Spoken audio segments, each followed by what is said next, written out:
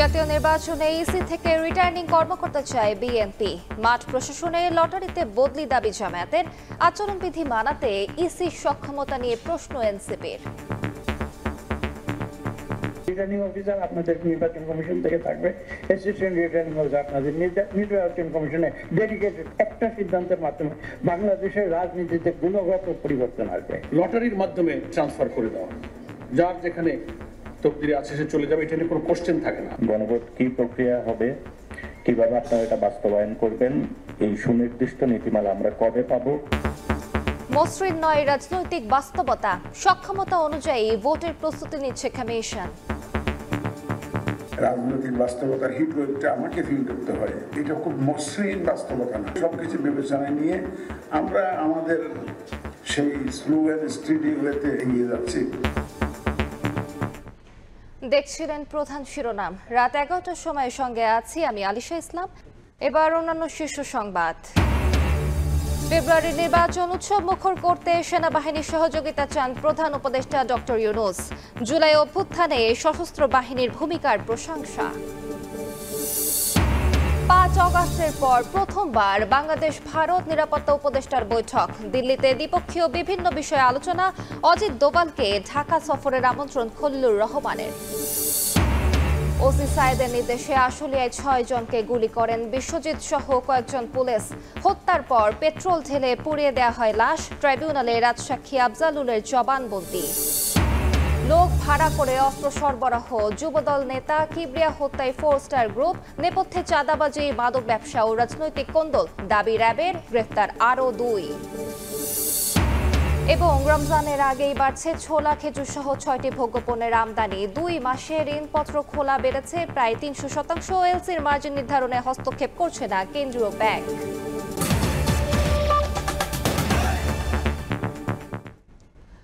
আগামী নির্বাচনে ইসি কর্মকর্তাদের রিটার্নিং অফিসার করার দাবি জানিয়েছে বিএনপি। আর দল নিরপেক্ষ প্রশাসনের জন্য লটারির মাধ্যমে ডিসি এসপি বদলি চায় জামায়াত। আচরণবিধি মানাতে বাধ্য করার সক্ষমতা নিয়ে প্রশ্ন তোলে এনসিপি। 13টি রাজনৈতিক দলের সঙ্গে ইসির বৈঠকে এসব কথা বলেন দলগুলোর নেতারা। সিসি বলেন, বর্তমান রাজনৈতিক বাস্তবতা মসৃণ নয়। এটা মেনে নিয়ে নির্বাচনের প্রস্তুতি নিচ্ছে কমিশন। জাতীয় নির্বাচনের প্রস্তুতি নিয়ে আলোচনার জন্য রাজনৈতিক দলগুলোর সঙ্গে সংলাপ করছে নির্বাচন কমিশন। বুধবার প্রথম পর্বে অংশ নেন জামায়াত, এনসিপি সহ 6টি দলের নেতারা। সংলাপের শুরুতেই বক্তব্যে প্রধান নির্বাচন কমিশনার কেন্দ্রীয় ভোটার আনতে দলগুলোর কাছে সহযোগিতা চান। বলেন, রাজনৈতিক বাস্তবতা মসৃণ নয়, এই বাস্তবতা মেনে নিয়েই নির্বাচনের প্রস্তুতি নিচ্ছে কমিশন। পলিটিক্যাল লিডাররা যারা সরাসরি তৃণমূলের সাথে যাদের সম্পর্ক, তা আপনারা জনগণকে একটু উদ্বুদ্ধ করণে একটু ভূমিকা রাখবেন। আশা করি যাতে মানুষ ভোট কেন্দ্রে আসে। সবকিছু বিবেচনায় নিয়ে আমরা আমাদের সেই স্লো অ্যান্ড স্টেডি ওয়েতে এগিয়ে যাচ্ছি। পরে রাজনৈতিক দলের প্রতিনিধিরা একে একে নিজেদের দাবি তুলে ধরেন। এ সময় নির্বাচন সামনে রেখে প্রশাসনকে দল নিরপেক্ষ করতে লটারির মাধ্যমে ডিসিএসপি বদলির দাবি জানান নেতারা। এছাড়া গণভোট নিয়ে ইসির প্রস্তুতি ও বাস্তবায়ন প্রক্রিয়াও জানতে চায় দলগুলো। আপনার এই বিধান পড়ে মনে হয় না যে আপনি যে শাস্তিটা আরোপ করতে চাচ্ছেন, কে এই শাস্তি আরোপ করবে এই মর্মে আচরণ বিধিতে থাকা উচিত ছিল। এই আচরণ বিধি খুঁজে তো পাওয়া যায় না। Who will impose the punishment? লটারির মাধ্যমে ট্রান্সফার করে দেওয়া, যার যেখানে তকদিরে আছে সে চলে যাবে, এটা নিয়ে কোনো কোশ্চেন থাকে না। সব ডিসি, এসপি, পুলিশ সুপারদেরকে রদবদলের ঘটনা ঘটেছে, যাতে কিন্তু আস্থা রেখেছে, কমপ্লেন ছিল না। এই ইলেকশনে বড় একটি বিষয় রয়েছে হলো গণভোট। গণভোট কি প্রক্রিয়া হবে, কিভাবে আপনারা এটা বাস্তবায়ন করবেন, এই সুনির্দিষ্ট নীতিমালা আমরা কবে পাবো, কবে আমরা প্রচারণা করতে পারবো? বিকেলে বিএনপি, গণ অধিকার পরিষদ সহ আরও 6টি দলের সঙ্গে সংলাপে বসে নির্বাচন কমিশন। এ সময় নিয়মকানুন মেনে নির্বাচন করার প্রতিশ্রুতি সহ নির্বাচন কমিশনের নিজস্ব কর্মকর্তাকে রিটার্নিং কর্মকর্তা করার দাবি জানান বিএনপির স্থায়ী কমিটির সদস্য আব্দুল মঈন খান। রিটার্নিং অফিসার আপনাদের নির্বাচন কমিশন থেকে থাকবে, অ্যাসিস্ট্যান্ট রিটার্নিং অফিসার আপনাদের নির্বাচন কমিশনে ডেডিকেটেড লোকেরা হবে। একটা সিদ্ধান্তের মাধ্যমে বাংলাদেশের রাজনীতিতে গুণগত পরিবর্তন আসবে। দেশের বিদ্যমান পরিস্থিতিতে জাতীয় পার্টি সহ 14 দলীয় জোটকে সংলাপে আমন্ত্রণ জানানো নিয়ে সংশয়ে সাংবিধানিক প্রতিষ্ঠানটি। কাউসারা চৌধুরী কুমু, সময় সংবাদ, ঢাকা। বিএনপিকে কেউ ভিন্নভাবে উপস্থাপনের চেষ্টা করলে তা মেনে নেওয়া হবে না বলে হুঁশিয়ার করেছেন দলের মহাসচিব মির্জা ফখরুল ইসলাম আলমগীর। দুপুরে রাজধানীতে এক অনুষ্ঠানে তিনি বলেন, সংস্কারে প্রতিশ্রুতিবদ্ধ বিএনপি। একটি মহল শেখ হাসিনার ফাঁসির রায়ের গুরুত্ব কমিয়ে ভিন্ন খাতে নেয়ার অপচেষ্টা করছে বলেও অভিযোগ তার। জুলাই গণ অভ্যুত্থানে রাজনৈতিক দল হিসেবে অন্যতম অংশীদার বিএনপি ৩৬ দিনের আন্দোলনের মুহূর্তগুলোকে দলিল আকারে সংরক্ষণের পদক্ষেপ নিয়েছে দলটি। ২৪-এর গণ অভ্যুত্থানে বিএনপি গ্রন্থের মোড়ক উন্মোচন অনুষ্ঠান হয় গুলশানের একটি হোটেলে। যোগ দেন দলের মহাসচিব, স্থায়ী কমিটির সদস্যসহ যুগপৎ আন্দোলনের সঙ্গী রাজনৈতিক দলের নেতারা। এ সময় অন্তর্বর্তী সরকারকে সোজা পথে হেঁটে বিচার ও সংস্কারের সঙ্গে সুষ্ঠু নির্বাচন আয়োজনের দাবি জানান বিপ্লবী ওয়ার্কার্স পার্টির সাধারণ সম্পাদক। আপনারা সিরাতুল মুস্তাকিমে হাঁটেন। আগামী নির্বাচন অনুষ্ঠান ছাড়া বাংলাদেশকে কোনোভাবেই রক্ষা করা যাবে না। আলোচনায় বিএনপি স্থায়ী কমিটির সদস্যরা বলেন, আধিপত্যবাদ মেনে না নেওয়া বাংলাদেশ ঐক্যবদ্ধ থেকে নির্বাচনের চ্যালেঞ্জও উতরে যাবে। আবু সাইদ যে গুলির মুখে বুক পেতে সাহসিকতার সঙ্গে বলেছিল, তুমি গুলি করো আমার বুকে, কিন্তু আমি আধিপত্য মেনে নেব না। আমরা কিন্তু এখনো কঠিন সময় দাঁড়িয়ে আছি। যে দাঁড়ানোটা হলো আমাদের মানুষের সত্যিকারের একটা দেশের সুশাসন প্রতিষ্ঠা করা। বিএনপি মহাসচিব বলেন, মানবতা বিরোধী অপরাধের রায়ের গুরুত্ব কমিয়ে ভিন্ন খাতে নেয়ার চেষ্টা করছে একটি মহল। সংস্কার নিয়ে বিএনপিকে ভিন্ন চিত্রায়নের চেষ্টা মেনে নেওয়া হবে না বলেও জানান তিনি। একদিকে ফ্যাসিস্ট হাসিনার মানবতা বিরোধী অপরাধের জন্য রায় দেওয়া হচ্ছে, অন্যদিকে দেখি মব ভায়োলেন্স চলছে। আমি তো মনে করি যে ওই রায়ের যে গুরুত্ব সেটাকে কমিয়ে দেওয়ার জন্য একটা বিশেষ মহল ভিন্ন খাতে বিশ্ব দৃষ্টিকে নেওয়ার জন্য এই কাজগুলো করে বন্ধুগণ। সংস্কারের জন্য আমরা কমিটেড। সুতরাং এইখানে আমাদেরকে ভিন্নভাবে যদি কেউ চিত্রিত করতে চায়, আমরা কিছুতেই সেটাকে মেনে নেব না। আগামী দিনে গণতন্ত্রকে শক্ত ভিত্তি দিতে সকলকে ঐক্যবদ্ধ থাকার আহ্বান জানান বিএনপি মহাসচিব। শক্ত ভিত্তির উপর দাঁড় করাতে পারি। মুরসালিন হক জুনায়েদ, সময় সংবাদ, ঢাকা। নির্বাচনের আগে গণভোট সহ ৫ দফা দাবিতে ৩০ নভেম্বর থেকে ৬ ডিসেম্বর পর্যন্ত ৭ বিভাগে গণসমাবেশের ঘোষণা দিয়েছে জামায়াত সহ ৮ দল। সন্ধ্যায় পুরানা পল্টনে বাংলাদেশ খেলাফত মজলিসের কার্যালয়ে বৈঠক শেষে সংবাদ সম্মেলনে এই ঘোষণা দেন ৮ দলের নেতারা। বলেন, গণভোটে হ্যাঁ ভোট জয়যুক্ত করতে প্রচারণা চালাবে ৮ দল। ৮ দলীয় এই জোটের পরিধি বৃদ্ধির আভাস দিয়ে নেতারা বলেন, আসন সমঝোতার মাধ্যমে জাতীয় নির্বাচনে অংশ নেবে দলগুলো।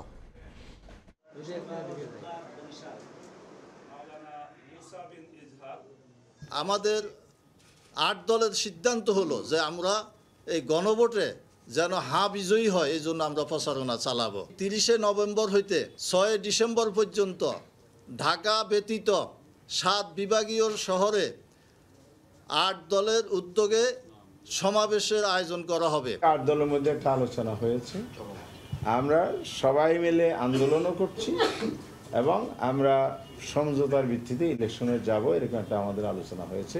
৮ দলের বাইরে আরো দল আসবে কিনা এটা আমরা আলোচনা চালিয়ে যাচ্ছি।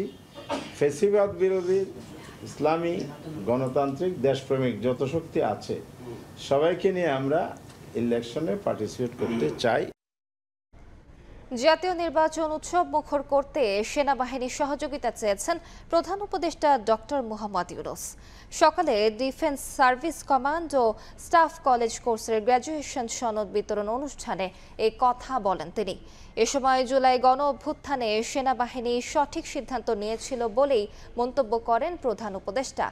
অনুষ্ঠানে কোর্স সম্পন্নকারীদের হাতে সনদপত্র তুলে দেন ডক্টর ইউনূস।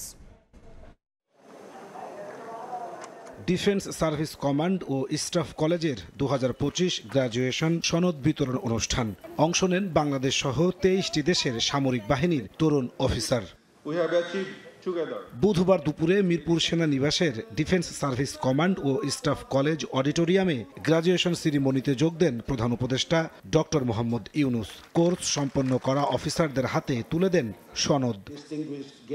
অফিসাররা জানান, অর্জিত জ্ঞান ব্যক্তি ও পেশাগত জীবনে কাজে লাগিয়ে দেশের যে কোনো সংকটময় মুহূর্তে ভূমিকা রাখতে সাহায্য করবে। My experience has enhanced my joint planning, multidimensional planning, and overall it has given me teamwork. 24টা কান্ট্রি প্র্যাকটিক্যালি জানি যে ওরা কি করছে, কিভাবে কাজ করছে, ওরা কিভাবে চিন্তা করছে।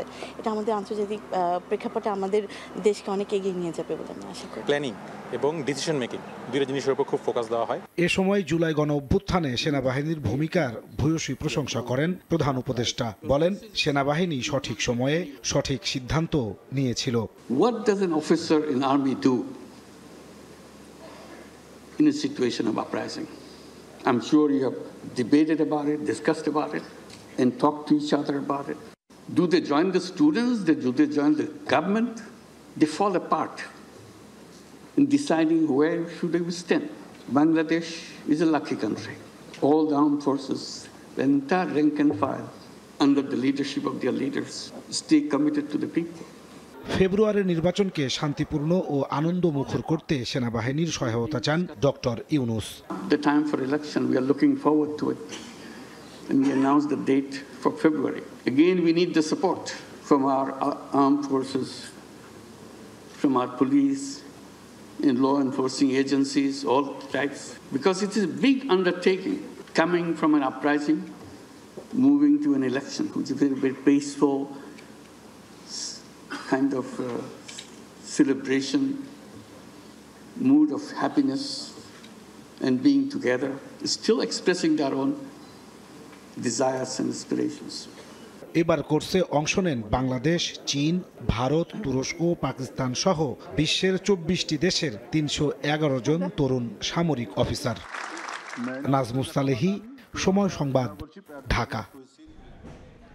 5 অগস্টের পর প্রথমবার অনুষ্ঠিত হলো বাংলাদেশ ভারত নিরাপত্তা উপদেষ্টা পর্যায়ের বৈঠক। নয়াদিল্লিতে ডক্টর খলিলুর রহমানের সঙ্গে দ্বিপাক্ষিক বৈঠক করেন অজিত দোভাল। সুবিধাজনক সময়ে বাংলাদেশ সফরে ভারতের নিরাপত্তা উপদেষ্টাকে আমন্ত্রণ জানিয়েছেন খলিলুর।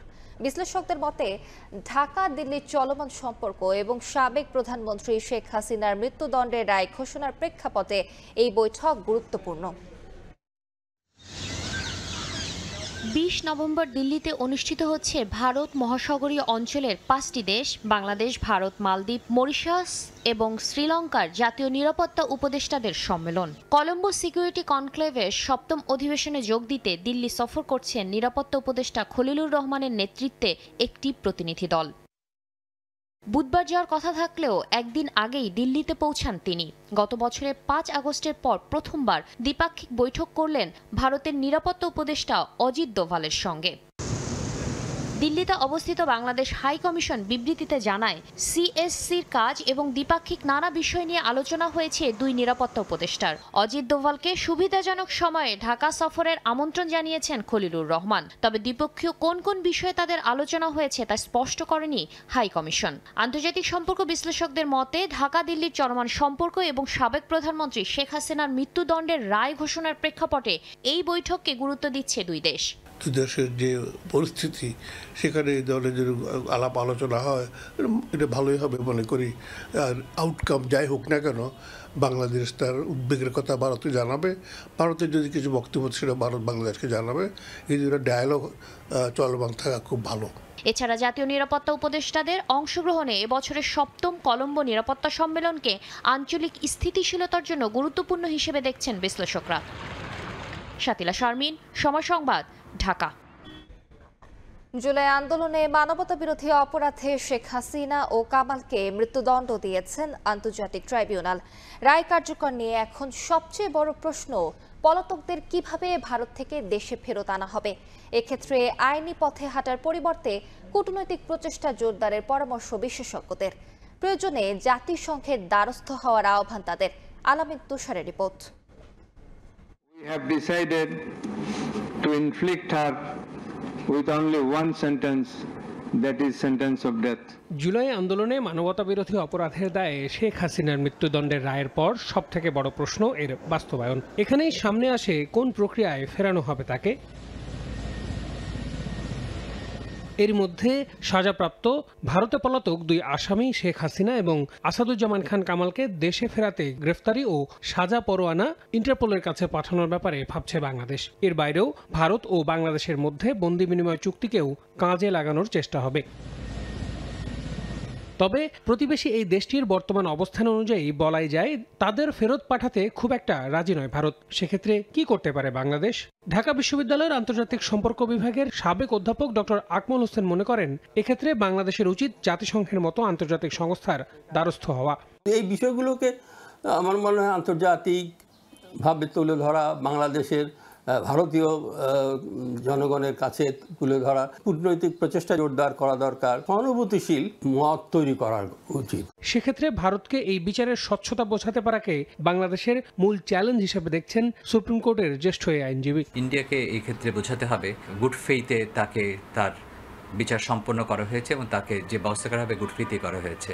যদিও স্বাভাবিকভাবে চুক্তি অনুযায়ী রাজনৈতিক বন্দীদের ব্যাপারে ভারতের দিকেই পাল্লা কিছুটা হেলে আছে বলে মনে হচ্ছে। তবে এই আইনজীবী মনে করছেন হত্যা এবং গুমের মতো বিষয়ে সেটাকে রাজনৈতিকভাবে সংজ্ঞায়িত করবার সুযোগ নেই। মার্ডারের মতো অফেন্স হয়ে থাকে, ম্যানস্লটিং, কিডন্যাপিং, অ্যাবডাকশন, কি ইনসাইটমেন্ট টু মার্ডার, এগুলো কিন্তু পলিটিক্যাল নেচারের মধ্যে পড়বে না। সুতরাং it is not political in nature.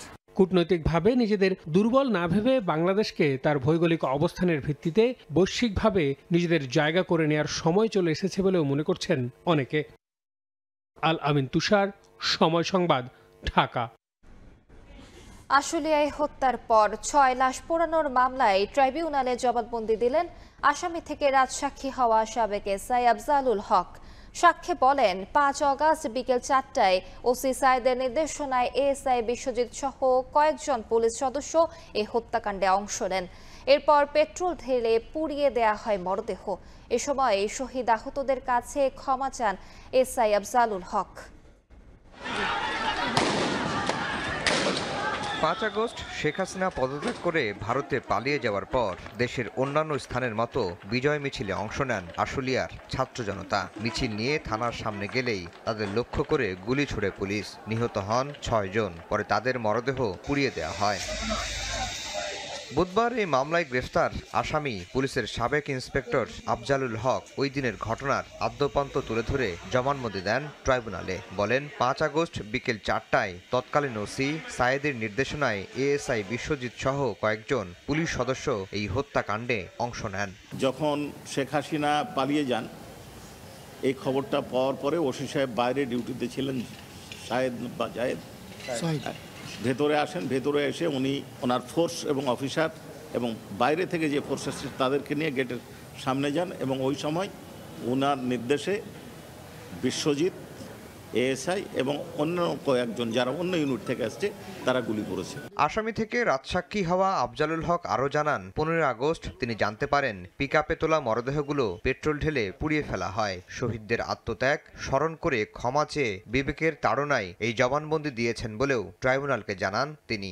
তাদের মধ্যে যে পরামর্শটা উনি দেখেছেন, পরামর্শ দেখে উনি মনে করেছেন যে ভিন্ন কোনো পরামর্শ হচ্ছে এবং তার উপস্থিতি দেখে তাদের আলোচনা বন্ধ হয়ে যায় এবং তিনি একটু অসুস্থ তা ফিল করেন এই মানুষ হত্যার ঘটনায়, তখন তিনি ভেতরে চলে যান। আশুলিয়ায় লাশ পোড়ানো এই মামলায় আসামি সাবেক এমপি সাইফুল ইসলাম সহ 16 জন, যাদের মধ্যে গ্রেফতার আছেন 8 জন আর এখন পর্যন্ত সাক্ষ্য দিলেন 23 জন। এ মাসেই শেষ হতে পারে এ মামলার সাক্ষ্য গ্রহণ। আফজাল হোসেন, সময় সংবাদ, ঢাকা। জামায়াত আমির ডক্টর শফিকুর রহমানের সঙ্গে ঢাকাস্থ নেদারল্যান্ডের নবনিযুক্ত রাষ্ট্রদূত জোরেস ভ্যান বোমেল সৌজন্য সাক্ষাৎ করেছেন। সন্ধ্যায় রাজধানীর বসুন্ধরায় জামায়াত আমিরের কার্যালয়ে এই সাক্ষাৎ অনুষ্ঠিত হয়। এ সময় দূতাবাসের first secretary mister Kor Stouten এবং senior political adviser mister Lubain Masum উপস্থিত ছিলেন। বৈঠকে আসন্ন জাতীয় নির্বাচন বাংলাদেশের জন্য অত্যন্ত গুরুত্বপূর্ণ বলে উল্লেখ করা হয়। বাংলাদেশের মানবাধিকার পরিস্থিতি, টেকসই গণতন্ত্র ও গণতান্ত্রিক প্রতিষ্ঠানসমূহকে আরও শক্তিশালী করার প্রয়োজনীয়তা নিয়ে গঠনমূলক আলোচনা হয়। উভয় পক্ষ ভবিষ্যতে বাংলাদেশ ও নেদারল্যান্ডসের দ্বিপাক্ষিক বাণিজ্য, বিনিয়োগ ও অর্থনৈতিক সহযোগিতা আরও বেগবান হবে বলে আশাবাদ ব্যক্ত করেন।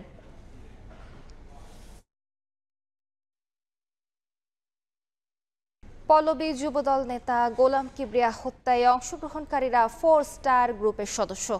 আলোচিত এই গ্রুপটি নিয়ন্ত্রণ করে শীর্ষ সন্ত্রাসী মামুন, ইব্রাহিম, শাহাদাত ও মুক্তার। তাদের একজনের নির্দেশে হত্যার পরিকল্পনা করে পাতা, সোহেল ও সুজন। এই দুজনকে গ্রেফতারের পর র্যাব বলছে কিলিং মিশনে নেতৃত্ব দেয় ভাগিনা মাসুম।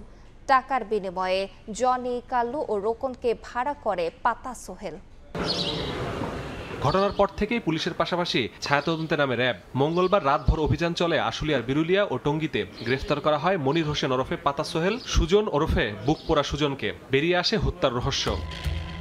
র্যাব বলছে গ্রেফতার পাতা সোহেলের পরিকল্পনায় কিবরিয়াকে হত্যা করা হয়। সঙ্গে ছিল সুজন। কিলিং মিশনের নেতৃত্ব দেয় ভাগ্নে মাসুম। ভাড়া করা হয় শুটার জনি, রোকন ও কাল্লুকে। মিরপুরের আলোচিত ফোরস্টার গ্রুপের শীর্ষ সন্ত্রাসীদের নির্দেশেই এ হত্যা। ফোরস্টার নামক 4জন স্টার, সন্ত্রাসী মামুন, কিলার ইব্রাহিম, সন্ত্রাসী শাহাদাত, সন্ত্রাসী মুক্তার, এদের ছত্রছায়ায় কিংবা এদের এদের নির্দেশে মিরপুরের বিভিন্ন এলাকায় বিভিন্ন সময় যে সকল অরাজকতা বা সন্ত্রাসী কার্যক্রমগুলো করা হয় তাদের একটা মদত রয়েছে বলে আমরা জানতে পেরেছি। র্যাব বলছে হত্যায় জড়িতদের সঙ্গে নিহত কিবরিয়ার একসময় ভালো সম্পর্ক ছিল। 5 আগস্টের পর সম্পর্কের অবনতি হয়। রাজনৈতিক কোন্দল, চাঁদাবাজি ও মাদকের নিয়ন্ত্রণ নিয়েই এ হত্যা। এর আগে যাদের সাথে ওনার সখ্যতা ছিল, এই রাজনৈতিক মেরুকরণের পরে সেই সখ্যতাটার এগেনস্টে তিনি কাজ করছিলেন। বেসিক্যালি বিভিন্ন জায়গায় চাঁদাবাজি কিংবা মাদক ব্যবসা এগুলাতে তার সাপোর্ট ছিল না, যতটুকু আমরা জানতে পেরেছি। এই কারণেই হয়তো এই ঘটনাটা সংঘটিত হতে পারে বলে আমরা প্রাথমিকভাবে ধারণা করছি। জড়িত প্রাকীদের গ্রেফতারের পাশাপাশি হত্যায় ব্যবহৃত অস্ত্রের সন্ধানে অভিযানী র্যাব। নামক একজন সন্ত্রাসীকে আটক করে। মাসুদুর রহমান, সময় সংবাদ, ঢাকা। সমুদ্রপথে ইতালি যাওয়ার সময় লিবিয়ায় মাফিয়ার গুলিতে মারা গেল 3 বাংলাদেশি। তারা সবাই মাদারীপুরের বিভিন্ন গ্রামের বাসিন্দা। এই ঘটনায় পরিবারে চলছে মাতম। দালালের দৃষ্টান্তমূলক শাস্তি দাবি স্বজন ও এলাকাবাসীর। আর অভিযোগ পেলে আইনগত ব্যবস্থার কথা জানিয়েছে পুলিশ। সমুদ্র পথে ইতালি যাওয়ার সময় মাফিয়াদের গুলিতে প্রাণ গেল 3 যুবকের। সন্তানের মৃত্যুর খবরে পরিবারে শোকের মাতম।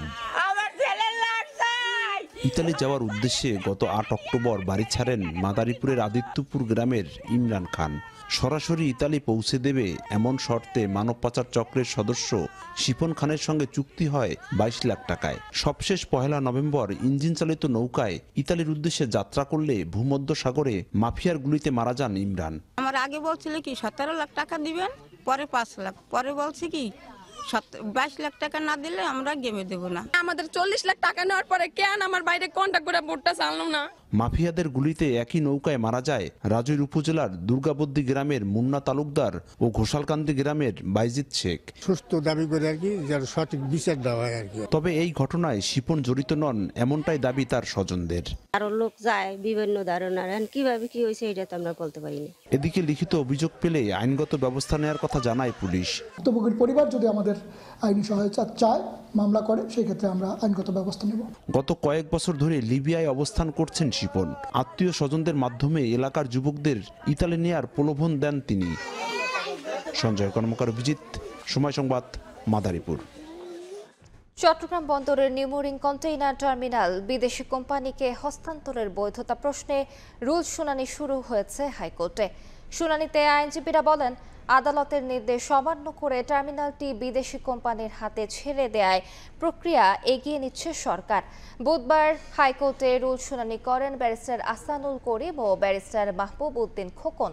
চট্টগ্রাম বন্দর বিদেশিদের হাতে দেয়ায় দেশের নিরাপত্তা নিয়ে আরও চিন্তা বাড়বে বলেও জানান রিটকারী আইনজীবীরা। বলেন, আগামী ডিসেম্বরে সংযুক্ত আরব আমিরাতের কোম্পানি ডিপি ওয়ার্ল্ডের সঙ্গে চুক্তির জন্য এই কাজ এগিয়ে নেওয়া হচ্ছে। ব্যাডমিন্টন খেলা নিয়ে দ্বন্দ্ব।